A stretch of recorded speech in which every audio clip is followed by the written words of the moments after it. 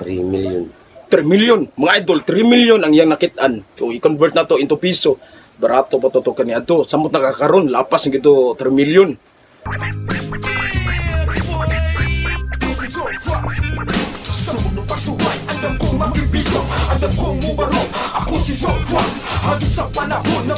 Yo, what's up? This is Joe Fox once again. Mag-adlaw sa tanang mga idol na ko diha o sa tanang mga suki na ko sa G. Calvo's Crop Buyer o sa tanang mga katawhan sa tibok Inayawan. Speaking of Inayawan mga idol, White Road Inayawan, usaragi masud sa unhuna sa mga tao ang dumping area, ang dumping site. Speaking of dumping site, na ay mga panghitabo nga dili gyud nato makalimtan. Syempre, katong nakakita og dollar. O karon mga idol, atong may nabi ug atong makita katong basurero nga parehas nako nga nakakita og dollar. Atong tawgon si Napoleon Alburo. Yan gwapo ro kanyo. Are. Lingkod. Are, di ka makita sa kamera. Are. Kami. Mga idol, mao ni si Napoleon Alburo alias Pulyon, mao ni ang nakakita sa maong dollar ato ano gamay bi para makita. Mao ni nakakita sa dollar. Tol, unsa ganitong tuiga tol, pwede nimo isulti ang mga panghitabo tol katong dollar nga imong nakitaan? 2008. 2008 nito, tuig 2008. Ikuan ko no tol, istorya ko no tol. Anto nang wasa barangay Kalamba ba? Ikos gagamay tol, ikos gagamay. Wasa barangay Kalamba nang sa ako gitar-gitar nga ngita upan ba nagawa mi sa akong sawato. Duwa ko pa ini. Kung ato huwad sa barangay Kalamba, nya garbage truck. Oh. Nya Mo to pagyabon sa sawa may ayo. Ang katong kaduha. Bantara ba? Unya tol, istorya pa tol. Nenengan dollar na eh. Kana ko dollar lagi. Ayo lag. Ay lag ko niki. Kuha ko anak. Unya tol, sa pagkakitaan mo sa maong dollar tol, kuan ko no, istorya ko na sa pagkakitaan mo sa maong dollar, istorya ko no tol. Kus gayam tingog tol. Ako gihatag sa akong maguwang. Para di mo blabo kay ang mga iskabindir tap man di mo may lantanan.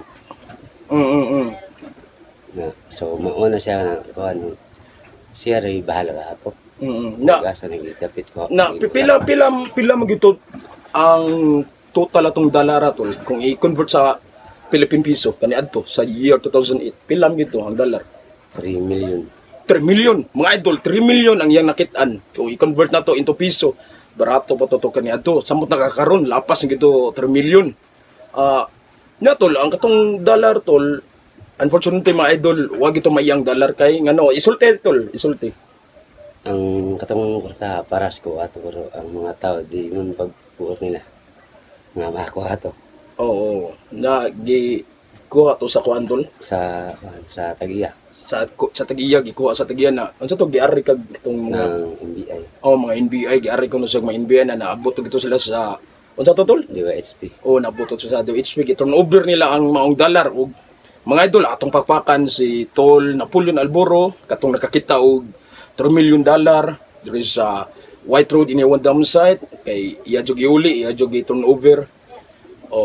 Na tol, saludo kay kung nimo tol kay ani sugi ka na imo giuli ang dollar.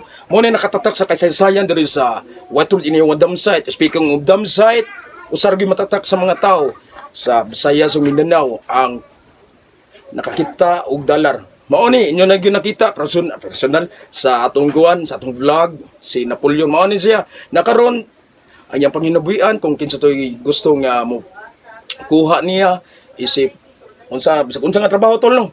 Wa ka kay pili tol. Wala basta nang trabaho lang. Trabaho kay nganong mga idol diri gud sa White Road Inayawan dam site wala nay labay nga basura, wala nagiyabong nga basura busa kung kinsa toy ginahan nga mo pasod ni kuan ni Tol Pulyon pwede ra siya basta tinarong lang bisag unsa nga trabaho kay diri sa amo asad una pool naman sad mi pero maghaturang yapon sa ganang mga board.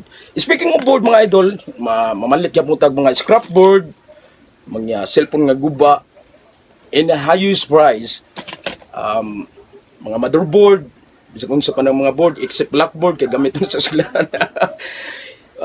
Once again, mao ni si Napoleon Alburo o sa kabasuriro nga nakatatak na sa panahon, nakatatak na sa kapalaran, nakatatak na sa iniwan dam site nga si Napoleon Alburo mao nakita sa dollar ug iya giturn over sa tag-iya. O pag sa grabuo na mo kami nga tag White Road nga si nay usa ka basuriro na nakita og dollar nga honest nga iya jugi kuan, iya jugi hatag sa tag-iya.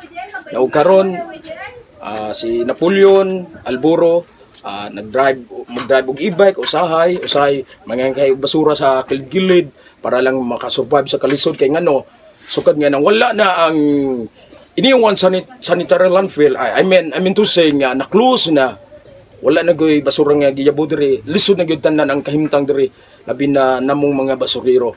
So this is Joe Paxson once again, og daghang salamat sa atong mini vlog, reality vlog. Yeah, daghang salamat mga idol. Bye bye.